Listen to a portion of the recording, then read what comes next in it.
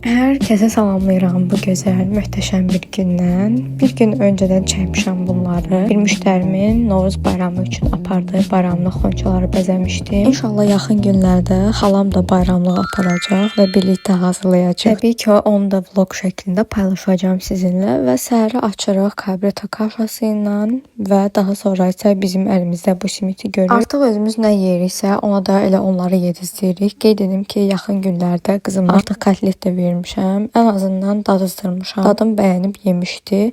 Sadəcə birdən-birə bütöv bir kotleti vermədim. Demək olar 1/4 yemişdi yəni. Bir də ki, son vaxtlar çox acır. Çünki bütün günü gəzir. Hətta gəzir yox, deyərdim ki, qaçır bizlə bərabər. Artıq oyuncaqlarıyla daha şuurlu şəkildə oynayır. Məsələn, bacımın aylar öncə onun üçün aldığı, baxın buradakı bu musiqi alətini çox qəşəng bir şəkildə ifa edir. Əmisinin aldığı bu ördəyi də harda görsə götürüb qanadlarını çıxardır. Sonra təzədən taxmağa çalışır yerinə. Yəni artıq şuurlu şəkildə anlayır ki, bunun yeri buradır və bura yenidən taxılmalıdır. Hətta deyərdim ki, əvvəllər oyuncaqlarından çox sıxılardı, amma indi daha həvəsli oynayır. Bu arada gördünüz də burada İnci necə əsnirdi. İstədim bu hissəni silməyim, qalsın. Təxminən saat 1-in yarısında artıq İnci xanıma südünü verdi və getdik birlikdə həyətdə gəzib dolaşıb yatmağa. Oyanandan sonra da ilk iş yenə oyuncaqlarla oynamaq. Əvvəllər bu səhvi çox eləyirdim. Bir qutu oyuncağı tökürdüm qabağına ki oynasın. Amma belə olanda uşaqda heç bir maraq oyanmır və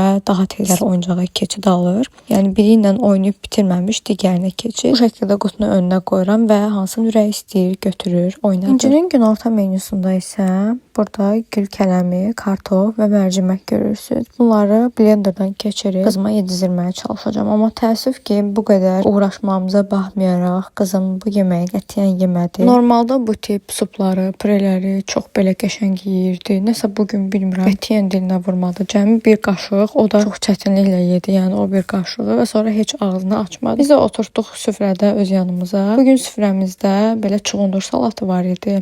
Anam belə uzun-uzun doğramışdı və həmin salatdan başladıq qızıma verməyə. İmenli çuğundurları verməyə başladıq və çox belə həvəslə qəşəng yedi də, baxın görürsünüz. Mənə gəlir qızım artıq istəyir ki, fərqli-fərqli dadlar kəşf eləsin, daha fərqli yeməklər yesin və bizimlə eyni süfrədə oturub bizlə birlikdə yesin. Artıq buna öyrəşdirməyə başlayacağam bugündən sonra. Özüm nə vaxt yesəm, onu da yanıma qoyacağam. Öz yediyimdən biraz verib artıq onu da öyrətməyə çalışacağam digər qidalara qarşı. Əsas narahat idim ki, birdən mal əti yeməz. Amma şükürlər olsun ki, mal ətini də çox qəşəng bir şəkildə yeyir. Artıq ürəyim tam rahatdır. Bir dənə qalıb balıq əti. Onu da yəqin ki, növbət aylarda yoxladacağam. Və burada gördüyünüz bu çəhrayı iri kuklanı mənim sinif yoldaşım qızıma hədiyyə eləyib. Bir də belə bir yenilənmə gəlib qızıma ki, bütün kuklaları alır əlinə deyir bəbə. Azı. Gözü də var, değil mi? Ağzı da var. Necə? Aa, bəbədir. Ben bu verende değilim ben.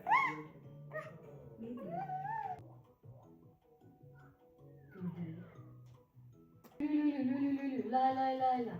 Lay lay lay lay lay lay. Berber lay lay şey. Və Elnur dayının ad günü idi. Ona belə bir jetbox hazırlamaq istədik, yəni hədiyyə qutusu. Anam dedi ki, eynən Asim dayda olan nələr almışdınsa, eyni şeyləri Elnur daya da al. Hər biri olduqca keyfiyyətli və uzun ömürlü məhsullardır. Burada ekran kaydı alıb siz də özünüz üçün saxlaya bilərsiniz və gələcəkdə hədiyyə hazırlayanda ala bilərsiniz. Bir də belə lazer kəsimlər hazırlatmışdım. Üzərində həm ad gün təbrik yazılmışdı, həm də ad soyadı yazılmışdı. Əsl gəmicilərə özəl bir boksdu bilirəm, amma məncə bəylərə ən çox yaraşan tipdədir bu boks. Daha sonra isə xalam bizə gəldi, Aynur xala və burada qoğal hazırladılar. Mən də belə prosesi sizə çəkib göstərmək istədim.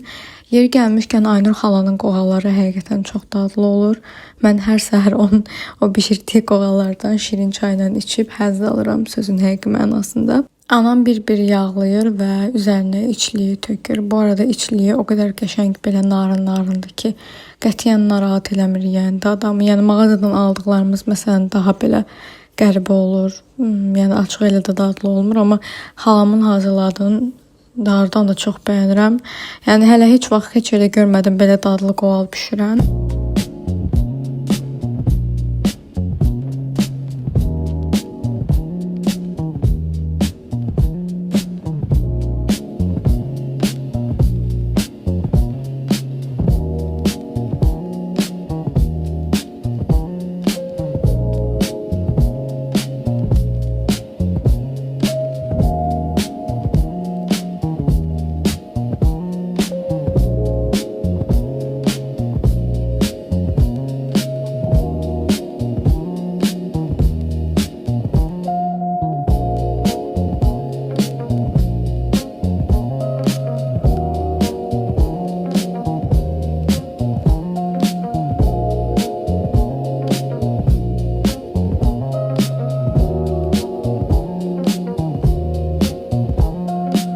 Bu arada biz bir tık qonaqlığa gec gəlmişdik. Ona rəğmən yeməyə çatdıra bildik. Qəşəng oturduq.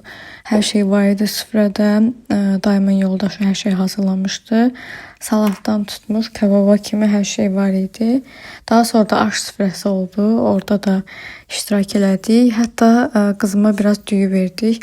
Maşallah qızım dedim də daha öncə də çox yeyir.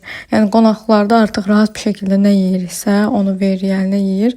Burada da kebabın belə sümüyüdü. Verdik biraz sümürsün. Galiba bəyəndi. Burada da Fatihlə oynayırdılar. Qızımın sumkasına yığdım əşyaları bir-bir çıxartdım, verdim əlinə ki oynasın, başı qarışsın. Və inci burada bu kremi qutuya qoyuram ki, krem axı dəmir qabda olur da, belə əzilməsin falan. O da belə şıq-şıq eləyir. Belə oynadırdı. Fatih də bir tərəfdən əmziklər olan qabı götürüb belə oynadırdı. Qarşılıqlı çox qəşəng bir mənzərə yaranmışdı həqiqətən. Və oturduq çay süfrəsinə. Təəssüflər olsun ki, mən yenə hər zaman olduğu kimi çay süfrəsində axıra kimi otura bilmədim. Qızım ağladı və gəldim ona çay verdim. Sonra da yatmağa getdik. Bir çətinliklə də olsa yatdı.